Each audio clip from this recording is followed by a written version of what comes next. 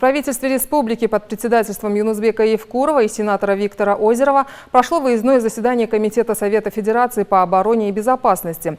Тема обсуждения – ход реализации федерального закона о противодействии терроризму в субъектах России на примере нашей республики. По словам председателя Сенатского комитета Виктора Озерова, вопросы повестки дня определяются особенностями каждого региона, и сегодня сенаторам интересен опыт борьбы с терроризмом именно Ингушетии.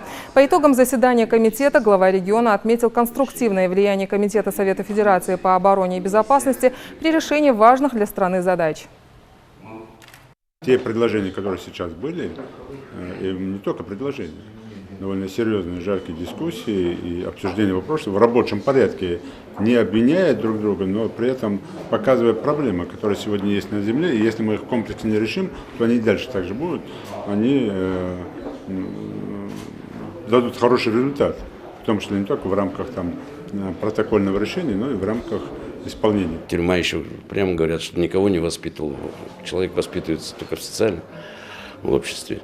И поэтому то, что делается здесь, с бывшими членами бандформирования и тем, кто нарушил закон, мне кажется, заслужит уважения и распространения. Хотим со старейшинами встретиться, поговорить. То есть то настроение, которое мы сегодня вынесли из зала, то, что мы увидели сегодня, как я сказал, с высоты птичьего полета, когда ездили на открытие регионального центра спасателей, мы хотим это почувствовать еще через общение с людьми.